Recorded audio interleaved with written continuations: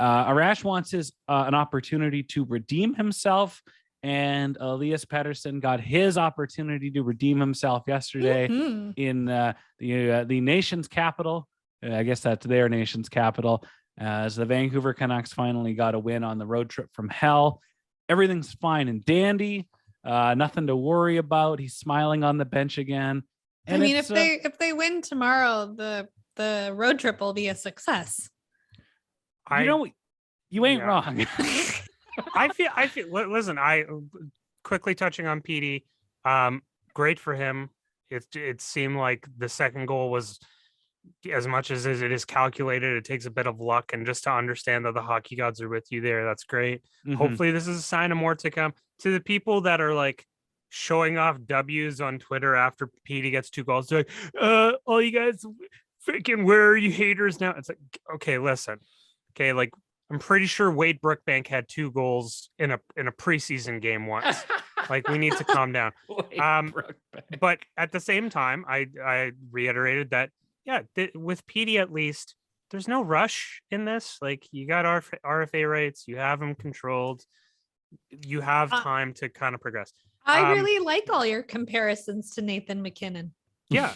Yeah, I mean, well, it's true. It's like you look at Nathan McKinnon, you know, progress is not always like this steady inflection upward. You know, I think it's weird. I feel like it's a subset of it's kind of a subset of regular people's youth growing up, where, you know, you get out of high school and then they're like, you go to year 1 of post-secondary, year 2, year 3, you get a degree, and then you get a job, and then you get a house. Like, sometimes you hit a fucking rut there. And that's not only for layman's people such as us, but professional athletes, whatever. You know, it's not going to be this one thing. And to their game tomorrow, listen, they can go into Nashville and lose an OT and get a point and come out of this. Hell, they could even lose in Nashville. I'm like, listen, you faced against the fact that you got points out of Washington, like the 2 Florida teams. Like, you're not the only ones that happened to. The Columbus Blue Jackets got eviscerated from the face of this earth.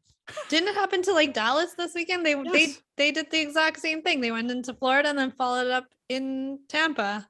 Yeah, and it happened to the Flames the week before, where it's like, well, here we go. Let's just get absolutely obliterated and take our licks and go home. Yeah, so we'll see what happens tomorrow. I believe UC Saros is starting tonight, so David Rittich might be playing tomorrow for the Preds. So we'll see what happens with that. But I feel like they this was really tough, but I feel like the one silver lining that is shown in this road trip is that the effort is there.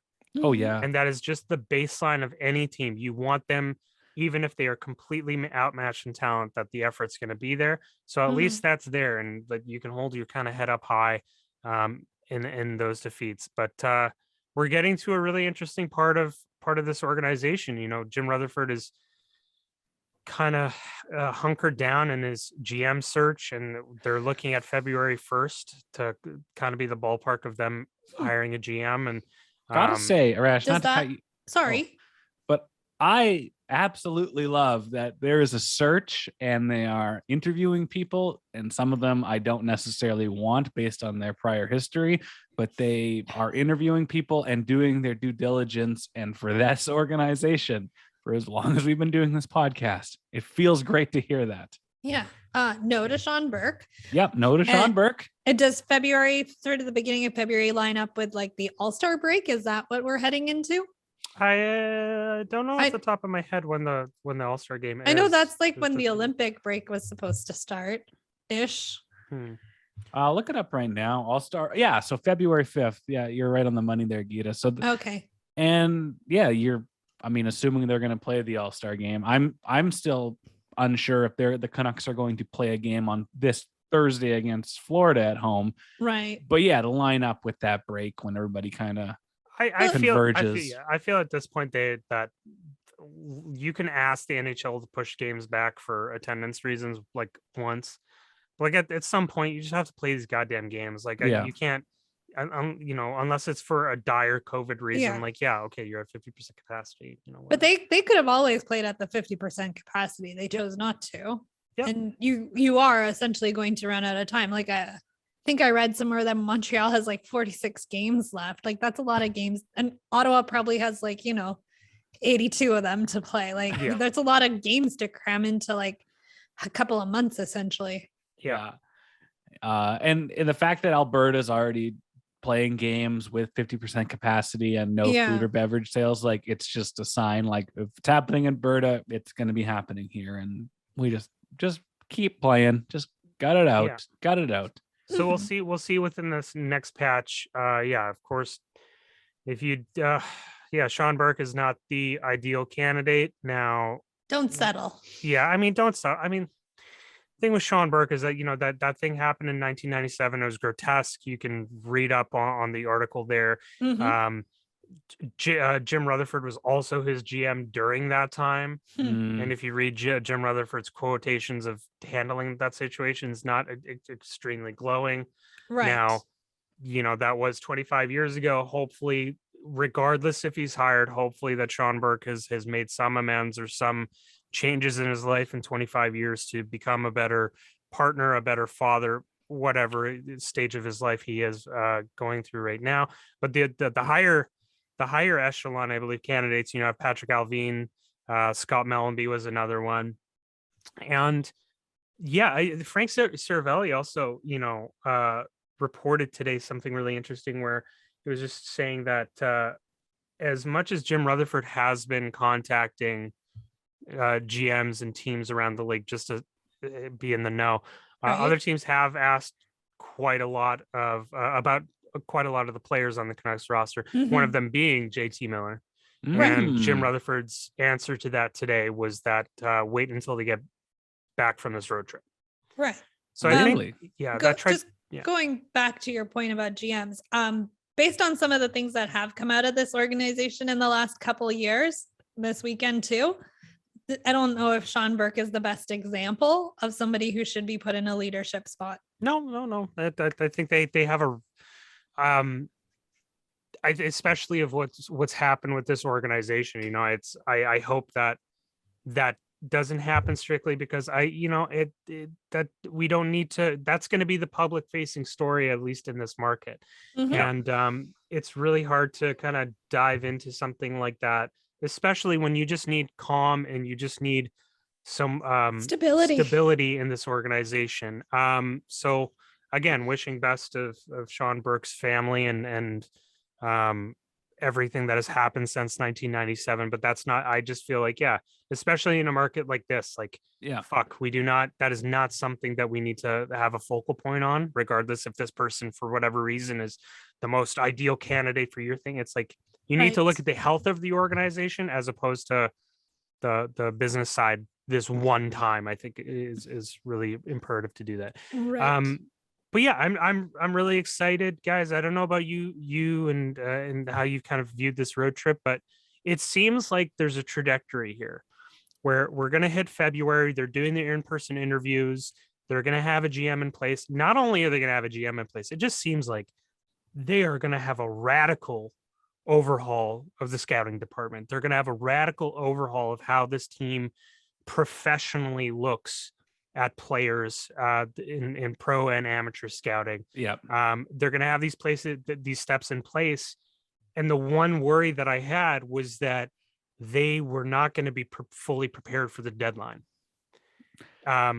Because as much as it is the deadline and the draft, these are two very strong focal points that, listen, if they are a 500 team heading into the end of March, like there are decisions that need to be made on your bigger names, but there are also, you know, minor wounds that you need to figure out in terms of your cap right now. If that is looking at Jason Dickinson, if that is looking at Tucker Pullman, you really kind of have this hope that going forward in the next few months, you know, these things are going to get resolved and hopefully some creativity is going to be shown with whoever comes into this organization.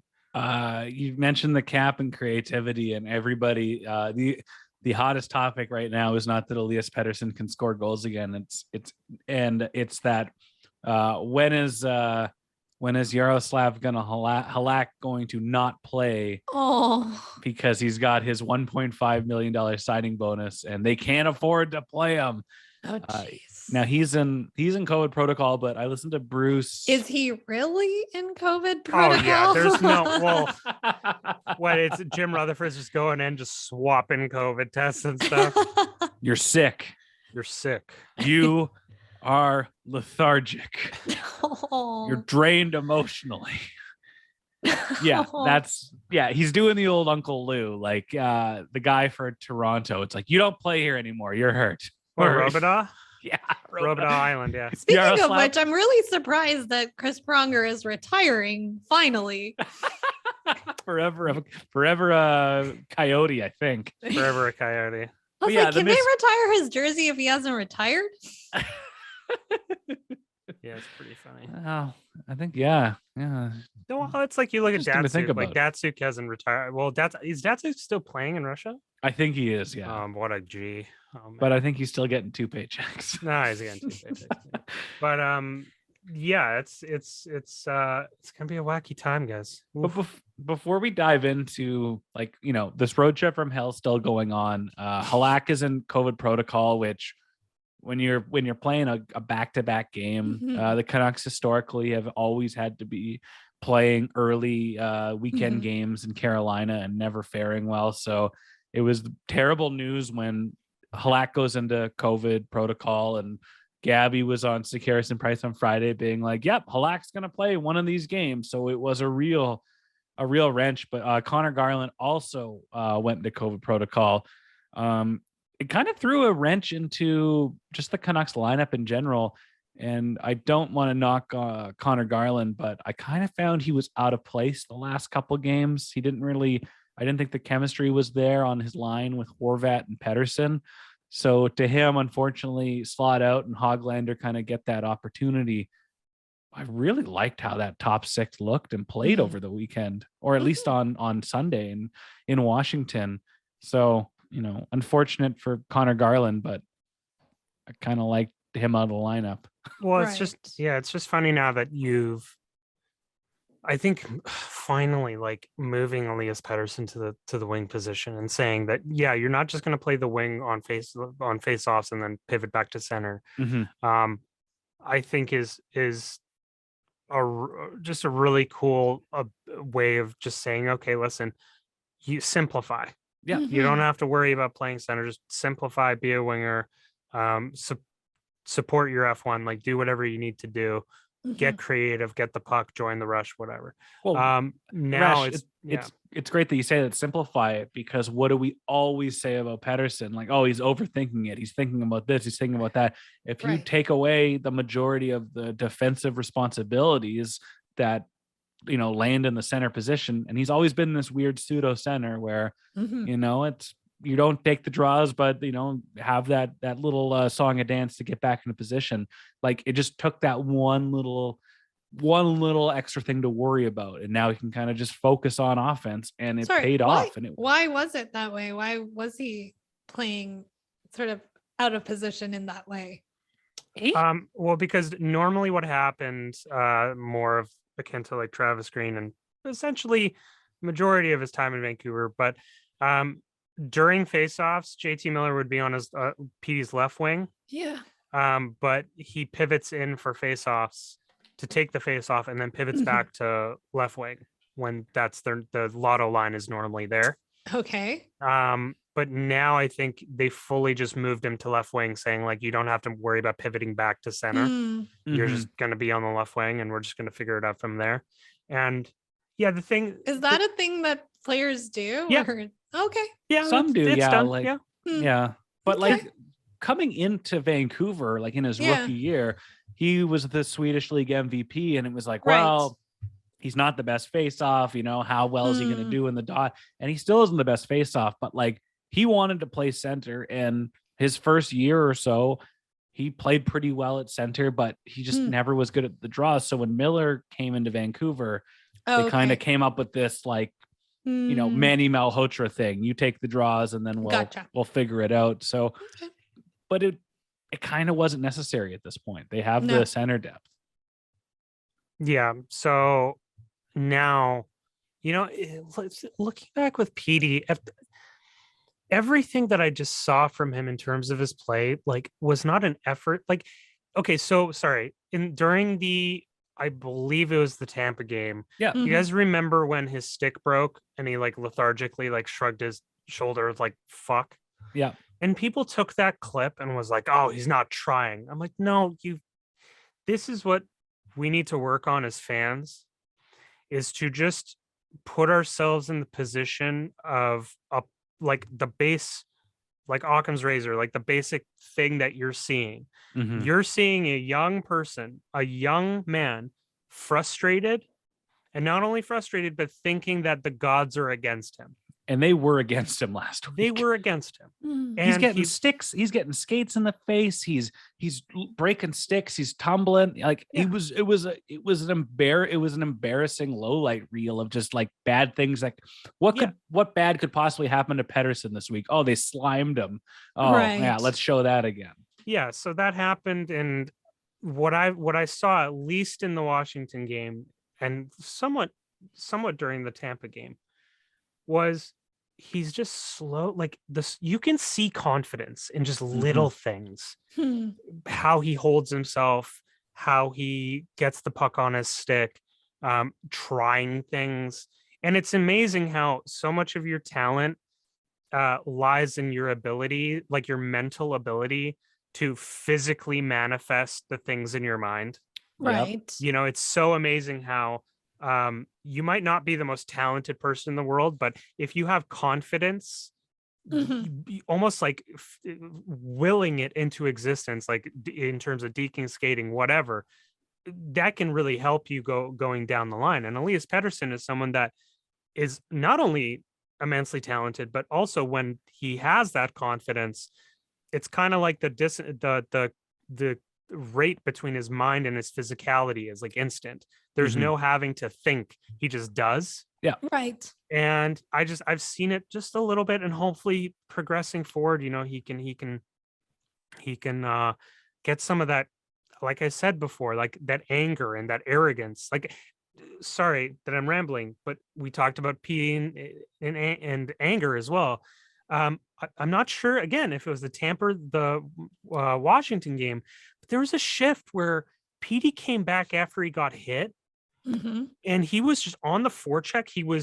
He just was like manhandling people. He wasn't even caring about getting the puck. He was like, I'm just pissed. And I'm gonna physically engage, and he just physically engaged for like 2 shifts, and I'm like, oh, I've seen this. Like, I've seen this before. Yeah, I know where this might end up if it keeps going. And that confidence trickled down. Like, he scored that first goal, which was if you look up in the hockey dictionary of what an Elias Pettersson goal is going to look like, it's a sniper wrist shot from the point, on the power play, and that's good for him. But it was the second goal that it was a real positive sign, because he didn't give up on the play. It was down on the goal line. And it was that extra moment, that extra, he stuck with the play, and he had the confidence to try to make something of it, and it turned into a goal. He wouldn't have scored that goal if he was in that exact situation in the Carolina game or the Tampa game. He wouldn't have scored that goal, because you could just see he would overthink, and he'd kind of look at, when he was in tough spots, he would just kind of not give up on the play, but begin to transition into a defensive, back check role. Like, he wouldn't take that extra moment. And he did it on Sunday, and like, I'm stoked for him.